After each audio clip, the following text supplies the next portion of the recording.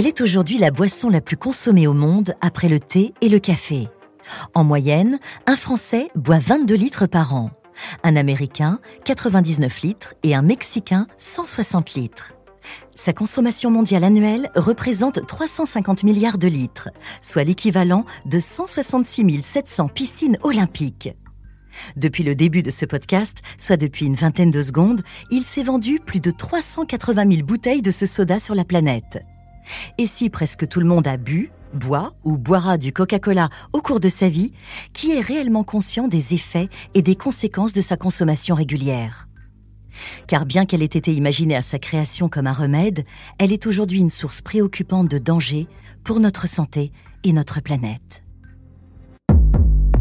Podcast Story. Mais au fait, qui a inventé le Coca-Cola ? La boisson est imaginée par un certain John Pemberton à la fin du 19e siècle. John, pharmacien de formation, est un vétéran de la guerre de sécession. Lorsqu'il rentre blessé de la guerre, il prend quotidiennement de la morphine pour atténuer ses douleurs et devient accro. Il crée alors une boisson pour se désintoxiquer progressivement de la morphine. Sa première recette date de 1885.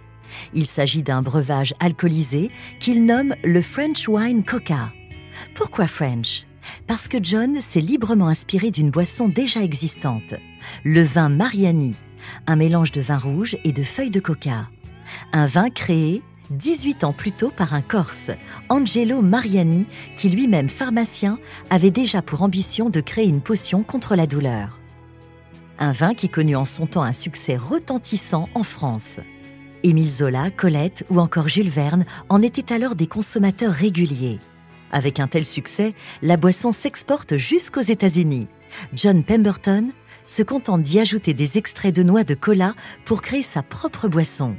Convaincu du potentiel commercial du French Wine Coca, John s'associe à un ami comptable, Frank Robinson, pour en développer la production.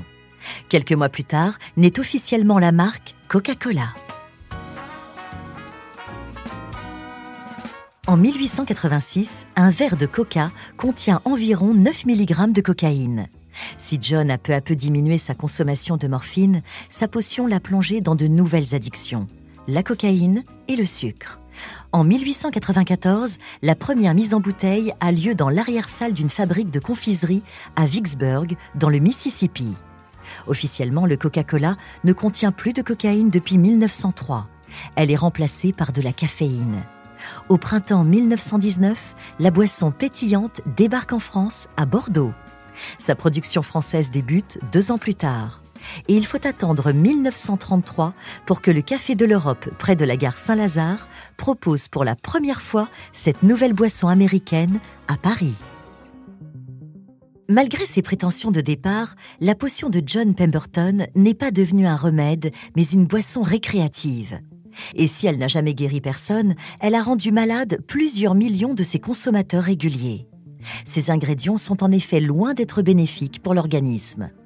En premier lieu, sa teneur en sucre est excessive, environ 7 morceaux par canette. Or, une surconsommation de sucre endommage les artères, causant à terme infarctus ou accident vasculaire cérébral. L'excès de sucre est aussi responsable de prise de poids, de risque d'hypertension et de diabète. En 2007, la revue Épidémiologie publie une étude concluant que consommer 2 verres de Coca-Cola par jour multiplierait par 2 les risques de développer une insuffisance rénale. Selon l'Institut de recherche américain CSPI, c'est le caramel utilisé par la marque pour colorer sa boisson qui est incriminé. Il provoquerait une augmentation des risques de cancer des poumons, du foie, de la thyroïde ainsi que des leucémies. Selon le pédiatre Robert Lustig, boire 2 canettes de Coca-Cola quotidiennement réduirait sa durée de vie de 20 ans, soit des effets équivalents à 2 paquets de cigarettes par jour. En réponse au danger d'une consommation excessive de sucre, la marque lance en France, en 1988, une version light, avec en produit de remplacement l'aspartame, un édulcorant qui ne s'avère pas meilleur pour la santé.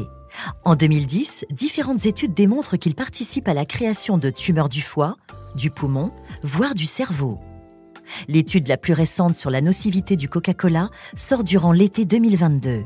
Cette fois, ce sont des chercheurs brésiliens qui révèlent que, je les cite, Le Coca-Cola modifie notre cortex frontal, ce qui perturbe la mémoire, notre attention et notre capacité de jugement. S'ajoutent à cela des troubles au niveau de l'hippocampe, une zone du cerveau qui assure nos souvenirs et notre aptitude à apprendre. De quoi y réfléchir à 2 fois, tant que l'on peut encore le faire, avant d'ouvrir une canette. Face à toutes ces accusations, la marque commande régulièrement de nouvelles études pour tenter d'infirmer ces inquiétants résultats.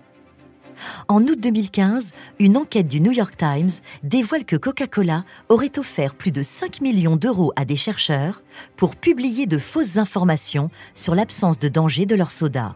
Le groupe d'experts, après plusieurs mois de polémique, se dissout finalement de lui-même, tel un morceau de calcaire dans un verre de Coca-Cola.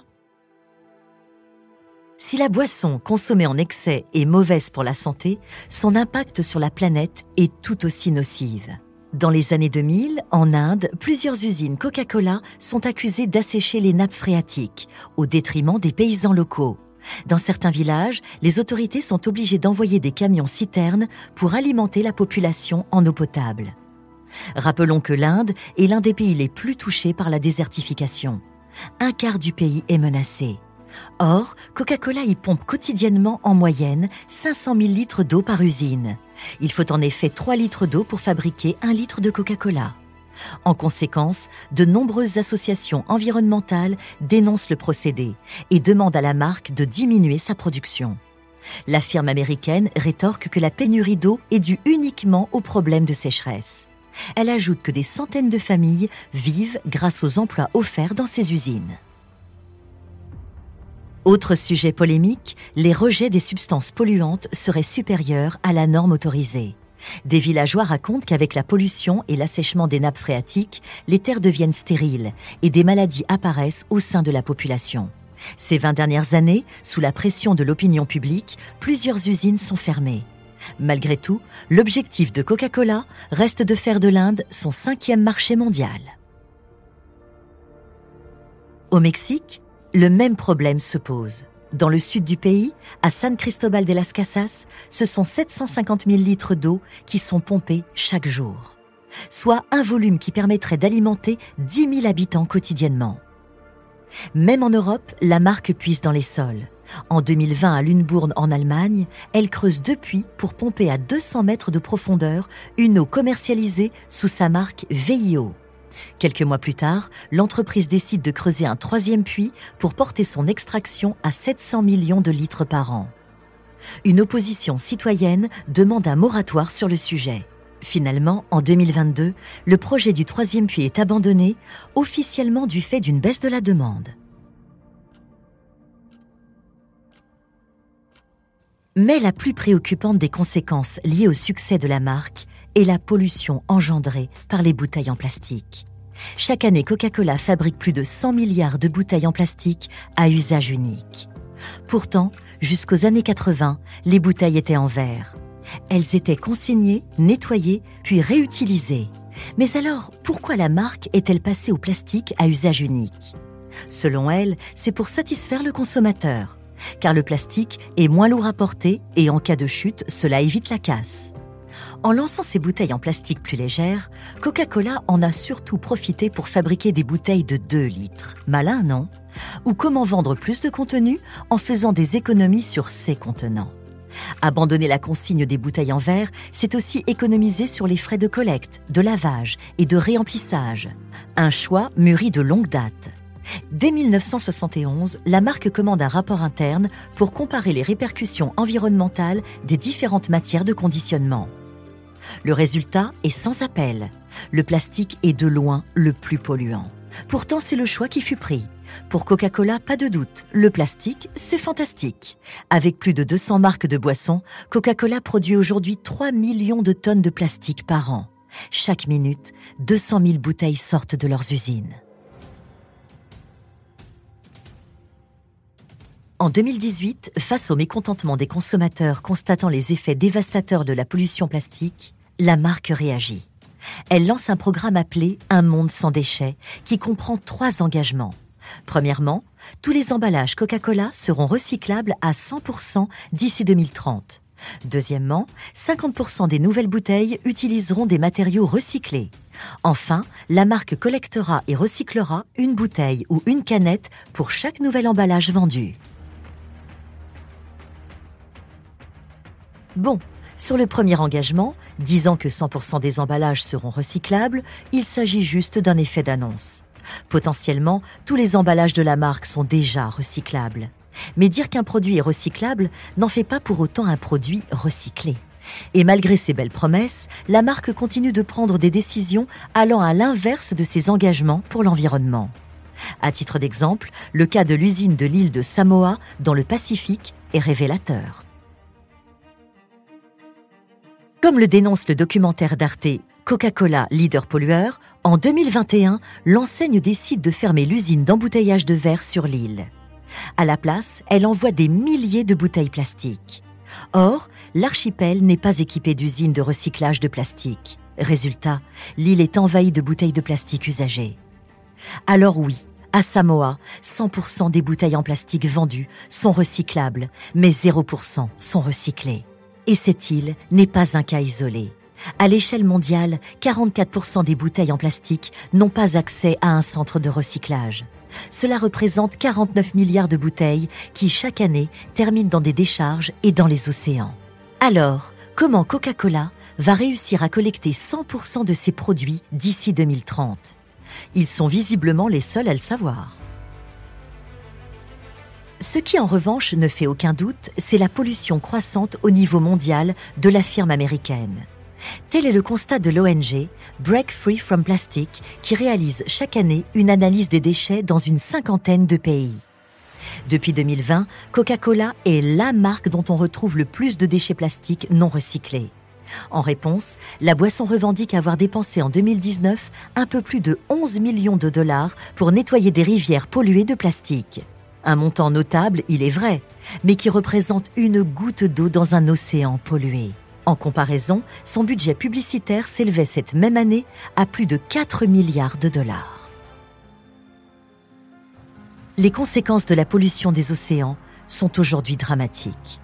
Les plastiques empoisonnent les poissons et par conséquent nous, quand nous les mangeons.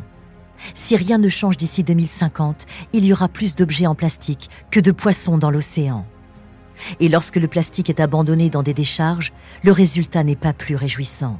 Brûlé, il libère un polluant très puissant, le noir de carbone. Une substance qui, une fois consumée, accélère le réchauffement climatique.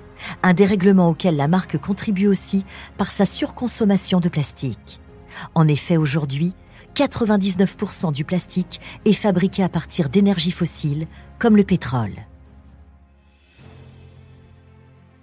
Malgré toutes ces polémiques sur sa nocivité sur notre santé et sur notre planète, le succès de Coca-Cola reste au plus haut. Pourtant, s'il plaît partout, il n'a pas le même goût dans tous les pays. Au Mexique, c'est du sucre de canne qui remplace le sirop de maïs. En Bulgarie, Roumanie, Slovaquie et Hongrie, le glucose d'amidon de maïs remplace le sucre. Un produit accusé par de nombreuses études d'être encore plus mauvais pour la santé que le vrai sucre. Aujourd'hui, il existe une multitude de Coca-Cola. Tout au long de son histoire, la marque n'a cessé de proposer des déclinaisons. On peut dire que dans ce domaine, elle n'a pas bullé. Au début des années 80, ce sont les versions sans sucre et sans caféine qui apparaissent. En 1985, cerise sur le gâteau, on peut déguster du Cherry Coke. Il y eut même une tentative de remplacer le Coca générique par un New Coca-Cola appelé aussi Coke 2, mais sans succès. Ce potentiel remplaçant ayant rapidement fait pchit.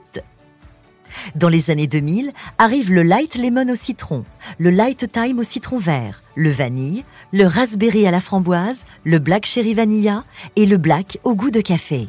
Débarque ensuite le Citra aux agrumes, le Light Orange sanguine et le Life qui remplace le sucre par de la stevia.